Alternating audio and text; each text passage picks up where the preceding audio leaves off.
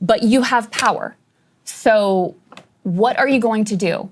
Because so far what we've seen, I mean, you voted for some of the aid that's been used to massacre children and innocents. What's up, y'all? Welcome back. So former CIA agent, quote unquote, and current Michigan Senator Alyssa Slotkin sat down with Krystal Ball and Sagar Enjeti on Breaking Points in what she probably thought was gonna be a softball interview, but that couldn't be further from the truth. This is how all politicians should be questioned. Direct and not given any room to just babble on and gaslight. Let's watch some clips and I'll give my thoughts on it afterwards. Let's talk about those, calling of balls and strikes, if you will.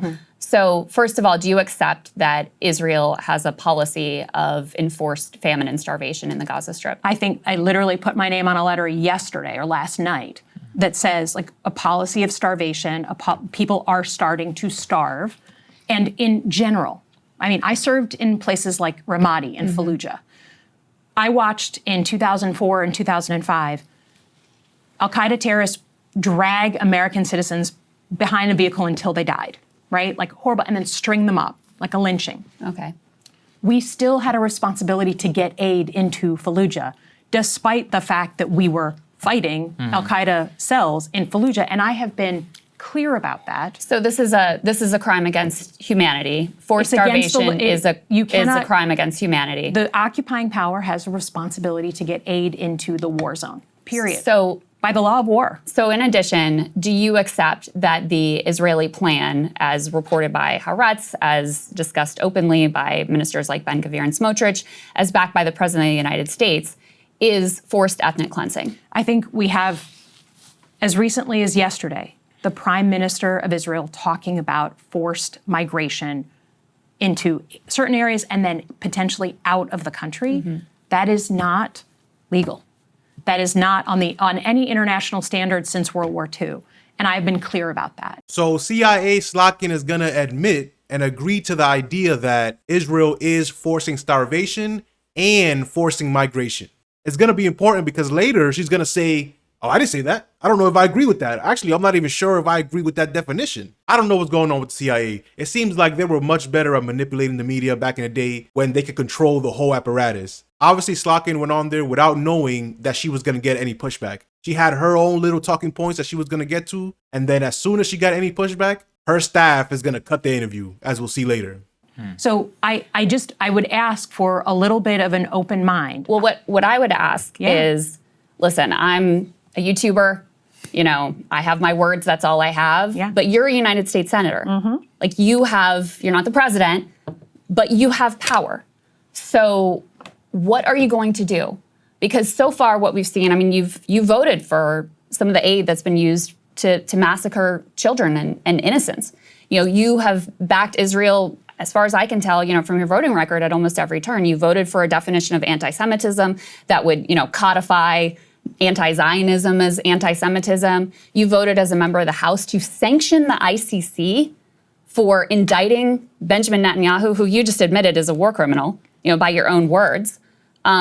So are you going to join Senator Angus King, Senator Bernie Sanders in saying no more aid to this country that is committing war crimes against innocent civilians? I think the first thing, if you're asking about what to do with power, and I would offer that right now Democrats own nothing in Washington. So don't play powerless with me. You're a United States Senator. There are things you can do. In terms of who runs our foreign policy, I just think it's interesting, right, that there was a ton of protests when Democrats were in charge. There was a protest in Manhattan yesterday. Okay. I think it's fair to say, just to be honest, that back and forth, like the number of protests that go on now versus before. Well, they were part of your political coalition. Well, not to mention, Senator Slotkin, that's fair. Obviously, I'm here. Yeah. I was very upset over the Biden administration policy. And as you can tell, I'm very upset over the Trump administration policy. So let's deal not in strawman, but me and here and now. But in terms of the tools that I have, the tools that we have in general, to me, the most important thing is a pressurized campaign to get aid into people who are starving. That to me is the number one, because that's the one is urgent and today.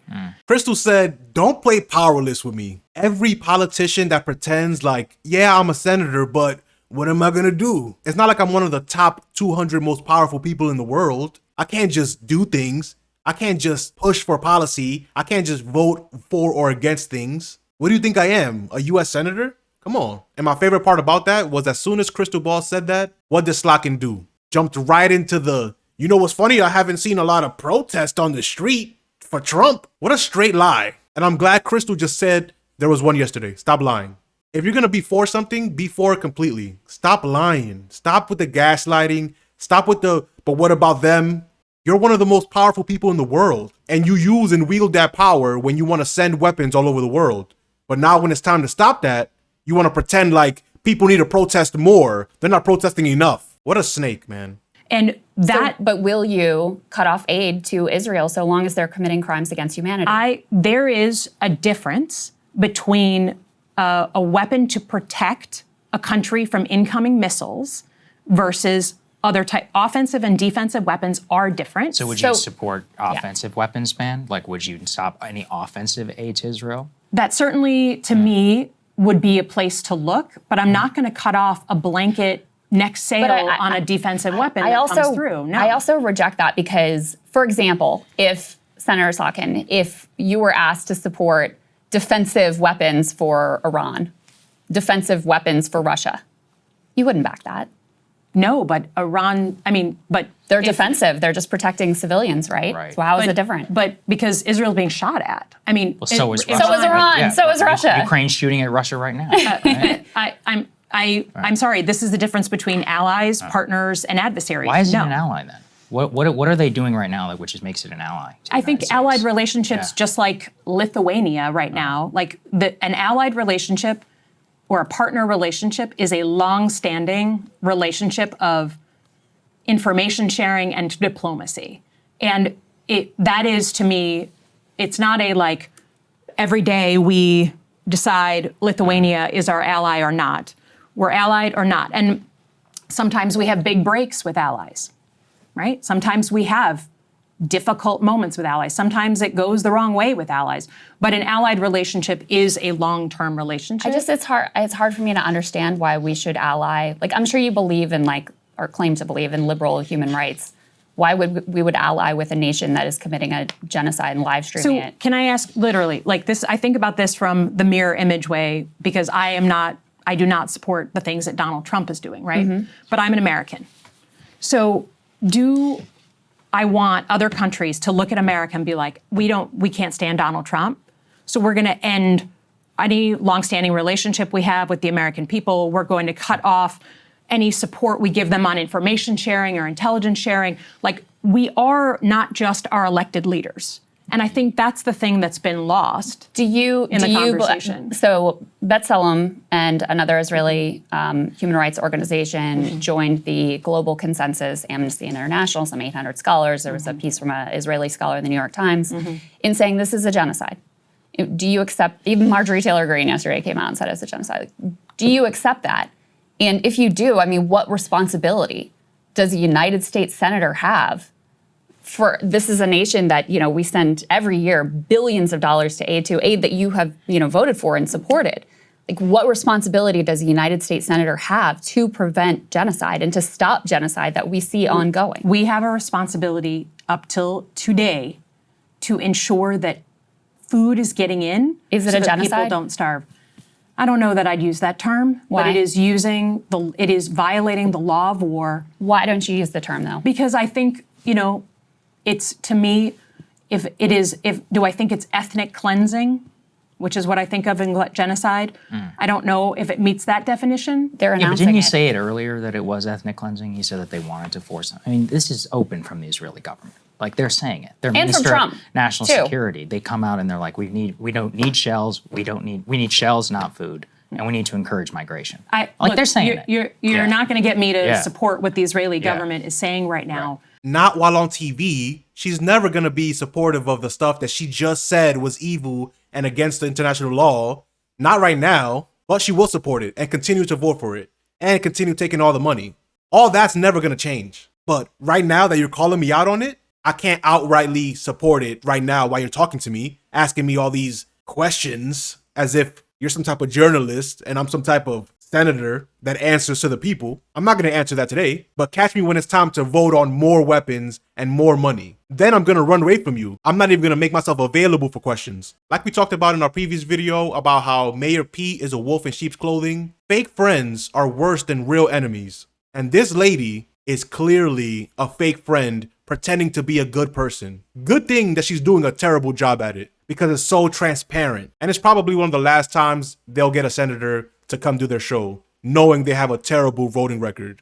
I think the point I was trying to make is it's not just about, like, we have relationships with nations over time, regardless of who their leaders are. We have really tough moments. We have easier moments.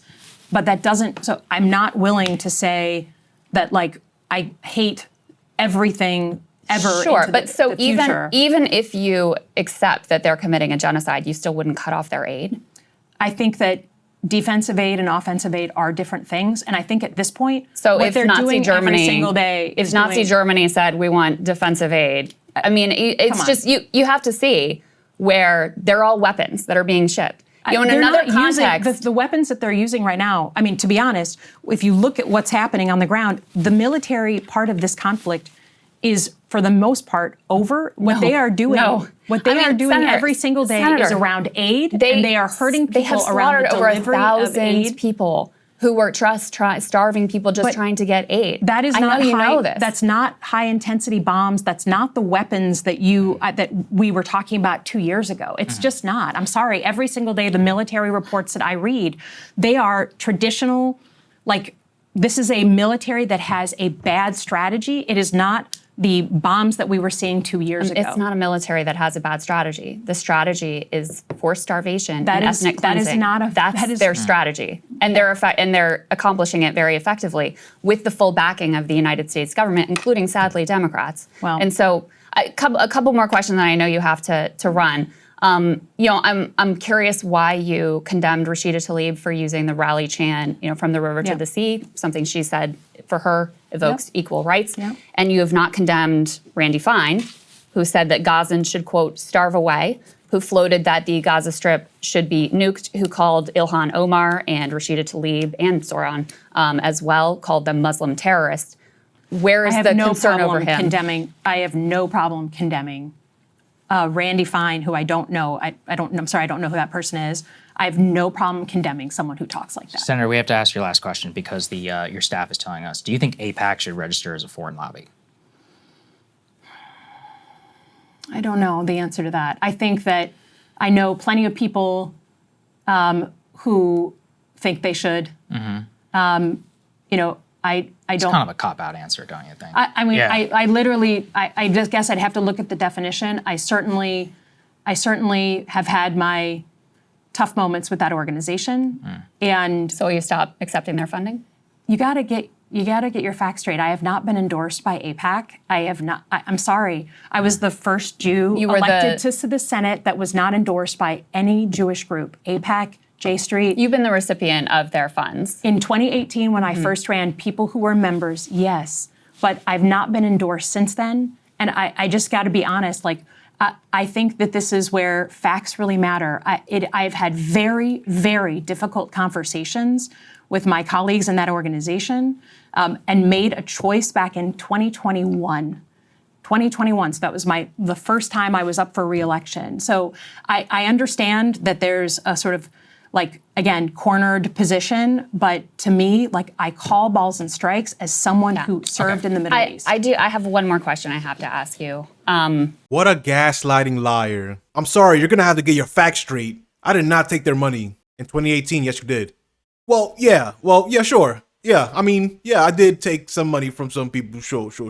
But I don't know, not much since then. But as we see here, that's a lie. Quote, in response to your pushback on her support from the Israel lobby, Slotkin claims that she was, quote, the first Jewish woman elected to the Senate that was not endorsed by any Jewish group. In reality, Slotkin received tens of thousands of dollars from those groups in the 2022 cycle. Not just 2018, but in the 2022 cycle. As you see here, a measly $85,000. How could you even count that? That's barely even there. That's a drop in the bucket. $85,000 couldn't change your life whatsoever, right?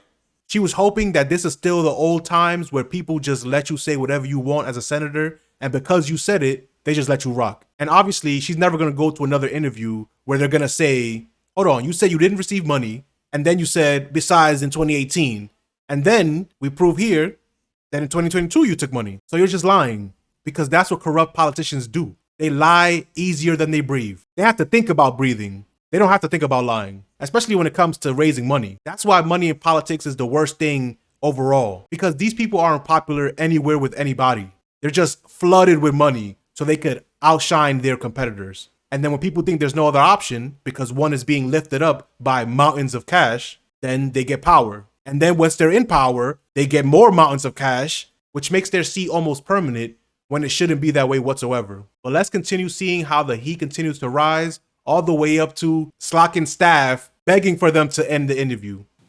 You know, we do the show. I really do my best to try to uphold, like, you know, basic human rights, Palestinian humanity, oppose the killing of innocent civilians wherever that happens.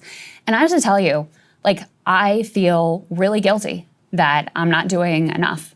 I think all the time about, I'm a mom, I think all the time about those moms who can't feed their babies. Mm-hmm. Those babies are starving to death. And I just want to know, like, you're a United States Senator, you did vote for some of the bombs that were dropped on refugee camps. When kids have been sniped in the head, tents firebombed, people set on fire. The entire Gaza Strip turned into rubble. And now we're seeing these emaciated bodies of babies starving to death every day. And I know what you can do. Does it eat you up? Does it eat you up? Do you think, like, what more could I do? Do you regret any of your votes? Do you regret let me tell any you what sort I of was working on this morning. A group of Jewish rabbis and Muslim community leaders came together with a proposal that we are working on just getting, like, if we can't get other aid in, at least get baby formula and nutritional supplements for children in. Let that be kind of a green light, never has a problem. No one's trying to eat baby formula other than a baby, right? That is the proposal that I've been working on all night and this morning. So in terms of what we're trying to do, there's not a moment that goes by that this isn't something that I'm working on and something that my own community, not online, but my own community has practical things that they want to do. They're willing to raise the money. They're willing to buy the formula. They're willing to do whatever we need to do to get it shipped in. That's how I spend my time. But you're not willing to cut off aid to Israel.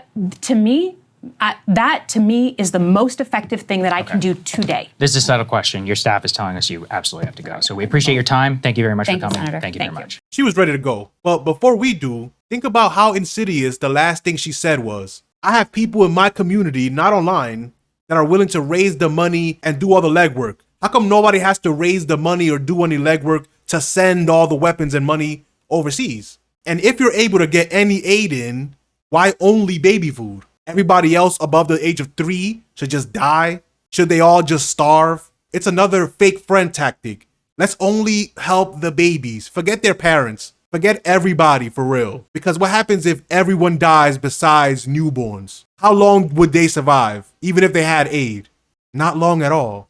This is a legit evil person. I try not to use that word often, but what other term could it possibly be? I don't know if history repeats itself, but it sure do rhyme. And it only took about 80 years. But if you're still watching, you might as well like the video and subscribe to the channel. And also click this video if you want to see Piers Morgan call out a war criminal right to her face. Peace.